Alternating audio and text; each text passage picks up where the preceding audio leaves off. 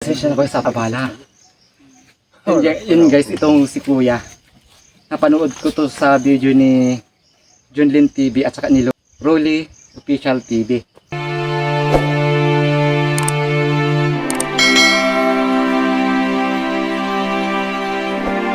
Doon ko siya napanood. As in, kumbaga di kay Junlin TV, eh meron siyang more than 1,000 views. Parang napadaan siya sa wall ko, napanood ko siya.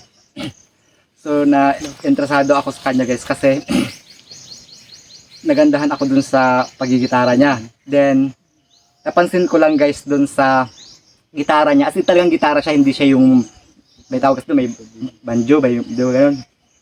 As in gitara siya, napansin ko kasi guys na ang kwerdas niya ay nylon.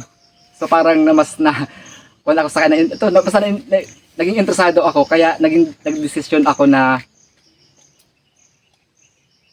bigyan ko siya ng isang set ng kwerdas ng gitara niya. Kasi para mas gumanda yung tunog ng gitara niya. Kaya ako nandito Kuya, kagawaga doon sa kwerdas ng gitara mo. Sana maging masaya ka doon sa kahit konti, yun ang may galing sa puso ko. Tapos ngayon, andito yung kwerdas. Tama ba itong panjo Kuya? Ito yung 1, 2, 3 hanggang 6. Ayan ang ganda. Ito yun. Yan. Yeah, naabala namin siya. Yung Kuya, ako may dagdag pasensya ka na dito. Ito yung maliit na halaga lang. Kasi ikaw na may inaabala namin kasi may trabaho ka na, sasalubong ka namin. Sana hindi ako magbibigay additional. Kaya lang na-isturbo ka namin. Kaya magbibigay ako ng kunti lang ha, pasensya na. Malaking tulong na rin sa akin. Sige Kuya na. Yun pala yung surprise ng mga idol. Actually guys, hindi naman talaga ako sana pupunta dito. Ang plano ko, magko-comment na lang ako sa vlog ng dalawa ni Junlin TV at sa kay Rolly Official TV na magpapadala na lang ako through GCash. Eh kaya lang sabi nilang dalawa, mas maganda daw na andito ako, magsama kami dito. Kaya ang ginawa nila talaga is sinundo nila ako doon kahit medyo maulan-ulan. Talagang pinuntahan nila ako. Kaya nakakatuwa na talagang interesado silang makasama ako sa kanilang mga vlog. At yun guys, pakisubscribe na lang din ang mga YouTube channel nila. Rolly Official TV, din Junlin TV. Ang guys, supportahan po natin sila. Kasi guys, napakaganda ng mga layunin namin. Alam niyo naman, nasabi ko na to dati, kami mga content creator ay napakaganda ng layunin. Hindi lang para sa amin. Dahil ito yung may ibalik din namin sa inyo guys. Kaya suporta. Ganon din naman yung intention nila kumbaga, nagsisimula sila. Pero alam ko ang layunin nila ay ganon din sa layunin ko. Kaya support po kayo sa bawat isa sa amin. Yun po si Rolly Official TV, din si Junlin TV. Yun guys. Ngayon guys ay panunuorin natin kung paano ikabit ni Kuya. Kuya hawak ay akabit na. Magaling din ako dito guys mag-gitara guys. Hindi dito man ako yung ilan taon na Kuya itong gitara mo? Parang Tagal ng panahon. parang kung naman na ito din oh. Ay kung siya Kuya, yung pwede siyang isaksak sa speaker ano? Dati. Oo, pwede yan. No. Pwede rin yan. Binigay lang sa akin. Ito. Yun guys, luma na yung gitara niya guys. Pero hilig niyo po talaga mag-gitara? Sa pool talagang nag-gitara po kayo? Nakalimut ako. Ay ano ito Kuya, parang singaw na din nga. Ito parang Sira. Sumingaw na. singaw na ito. Kaya umibanto. Yun guys, gitara baka naman dyan. Kasi si Kuya talagang hilig niya talaga mag-gitara. Kasi solo lang siya dito. Once sa paghapon, ito lang yung libangan niya guys. Ganon.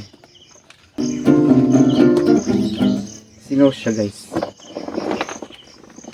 Dapat pala inabilang ko ng kon ito. Dapat pinakita mo kasi yung gitara. Parang bilhan na muna natin ng ng may tiban. Kasi meron ako sa bahay guys. Kung alam ko lang na ganito, dinala ko yung may tiban ko para kasi medyo singaw to kasi yung medyo tikal nga. Kasi Kuya go sa iyong kon. Yan nga mga... Pero yung ganito guys na gitara na ginamitan siya ng nylon, sabi maninibago siya pag nilagyan mo siya ng tunay na string, maninibago siya sa tunog. Sabi, pag nasanay sa nylon, di ba kuya? Kaya maninibago siya dito sa pag tunay na string na ang gamit dito. Hila. Ano bang tawag sa mga ganito? Pero parang dalawa yung gitara niya. Tatlo. Wala sabit sa. Dalawa itong gitara niya. Ay, kung bakit ito, mas ito ang gusto mong gamitin.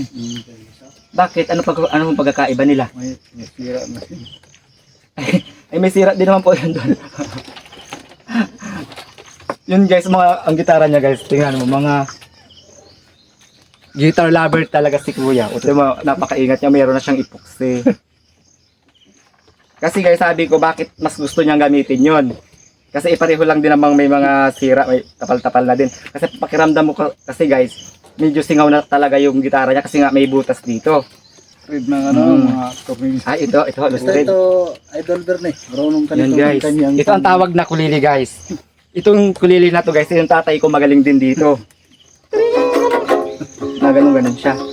Eh yung tatay ko mahilig sa ganito. Kulili. Minsan pang gamit ay yung yung balat ng bayawak. Oo, yung takip. Banjo. Banjo, yun ang banjo. Kaya alam ko yung banjo kasi yung tatay ko dati may banjo.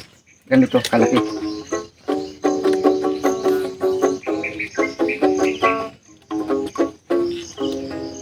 Bibilhan natin si kuya ng epoxy kasi mas maganda daw gamitin pag epoxy ang ipapandikit kasi nga guys singaw siya, ang dami kasi niyang butas dito din dun sa kabila doon marami siyang butas kaya bibilhan ko siya mamaya ng epoxy kasi okay na guys yung timpla nung kanya nung string niya kaya lang ay medyo singaw kasi nga maraming butas mas mapapaganda pa ang tunog ito ni kuya. Yung okay na yung gitara niya, yun nga ang problema is singaw. Maganda na ang tunog niya, kaya lang mas gaganda yan pag hindi siya singaw kasi ang dami na ng butas. Kaya ang gagawin ko, bibilhan ko siya ng epoxy para mas matapalan niya yung mga butas. Kasi nga. At saka guys, ako yung namumroblema sa gitara ni kuya guys kasi medyo ihad na. Medyo karib na siyang ganun.